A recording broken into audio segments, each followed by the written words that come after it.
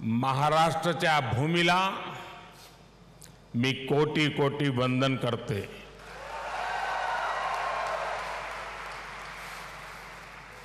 कार्यक्रम में उपस्थित आदरणीय श्री शरद पवार जी, राज्यपाल श्रीमान रमेश बैस जी, महाराष्ट्र के मुख्यमंत्री श्रीमान एकनाथ शिंदे जी, उप मुख्यमंत्री श्रीमान देवेंद्र फडणवीस जी, उप मुख्यमंत्री श्रीमान अजीत पवार जी, ट्रस्ट के अध्यक्ष श्रीमान दीपक तिलक जी, पूर्व मुख्यमंत्री मेरे मित्र श्रीमान सुशील कुमार शिंदे जी, तिलक परिवार के सभी सम्मानित सदस्यगण एवं उपस्थित भाई और बहनों, आज का ये दिन मेरे लिए बहुत अहम है। मैं यहां आकर जितना उत्साहित हूं उतना ही भावुक भी हूं। आज हम सब के आदर्श और भारत के गौरव बाल गंगाधर तिलक जी की पुण्यतिथि है। साथ ही आज अन्ना भाऊ साठे जी की जन्म जयंती भी है।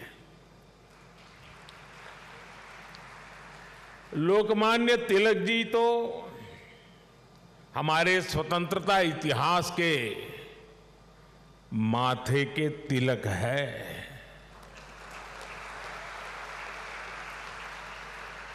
साथ ही अन्ना भाऊ ने भी समाज सुधार के लिए जो योगदान दिया वह अप्रतिम है, असाधारण है। मैं इन दोनों ही महापुरुषों के चरणों में श्रद्धापूर्वक नमन करता हूं। आज या महत्वाच्या दिवशी मला पुण्याच्या या पावन भूमीवर महाराष्ट्राच्या धर्तीवर येण्याची संधी मिळाली, हे माझे भाग्य आहे।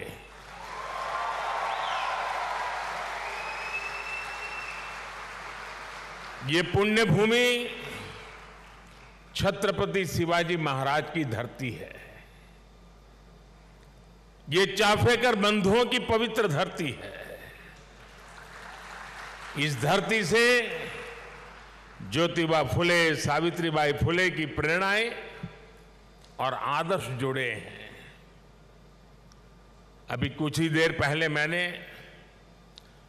दगड़ू सेठ मंदिर में गणपति जी का आशीर्वाद भी लिया। ये भी पुणे जिले के इतिहास का बड़ा दिलचस्प पहलू है। दगड़ू सेठ पहले व्यक्ति थे जो तिलक जी के आह्वान पर गणेश प्रतिमा की सार्वजनिक स्थापना में शामिल हुए थे। मैं इस धरती को प्रणाम करते हुए इन सभी महान विभूतियों को श्रद्धापूर्वक नमन करता हूं। साथियों, आज पुणे में आप सबके बीच मुझे जो सम्मान मिला है, ये मेरे जीवन का एक अविस्मरणीय अनुभव है। जो जगह, जो संस्था सीधे तिलक जी से जुड़ी रही हो, उसके द्वारा लोकमान्य तिलक नेशनल अवार्ड मिलना मेरे लिए सौभाग्य की बात है। मैं इस सम्मान के लिए हिंद स्वराज संघ का और आप सभी का पूरी विनम्रता के साथ हृदय से आभार व्यक्त करता हूं। और मैं ये भी कहना चाहूंगा, अगर ऊपर ऊपर से थोड़ा नजर करें तो हमारे देश में काशी और पुणे दोनों की एक विशेष पहचान है। विद्वत्ता यहां पर चिरंजीव है, अमरत्व को प्राप्त हुई है।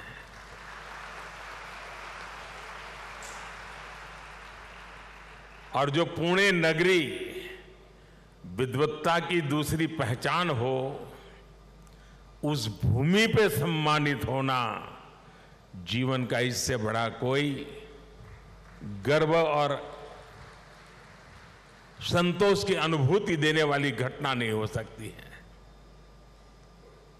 लेकिन साथियों, जब कोई अवार्ड मिलता है तो उसके साथ ही हमारी जिम्मेदारी भी बढ़ जाती है।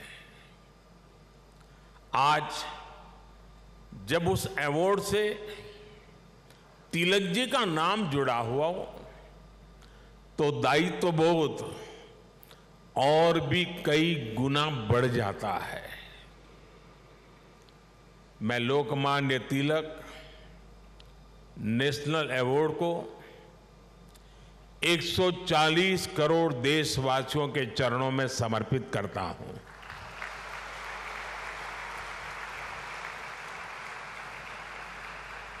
मैं देशवासियों को विश्वास भी दिलाता हूं कि उनकी सेवा में, उनकी आशाओं अपेक्षाओं की पूर्ति में कोई कोर कसर बाकी नहीं छोड़ूंगा। जिनके नाम में गंगाधर हो, उनके नाम पर मिले इस अवार्ड के साथ जो धनराशि मुझे दी गई है वो भी गंगा जी को समर्पित कर रहा हूं। मैंने पुरस्कार राशि नमामि गंगे परियोजना के लिए दान देने का निर्णय लिया है। साथियों, भारत की आजादी में लोकमान्य तिलक की भूमिका को, उनके योगदान को कुछ घटनाओं और शब्दों में नहीं समेटा जा सकता है। तिलक जी के समय और उनके बाद की स्वतंत्रता संग्राम से जुड़ी जो भी घटनाएं और आंदोलन हुए, उस दौर में जो भी क्रांतिकारी और नेता हुए, तिलक जी की छाप सब पर थी, हर जगह थी।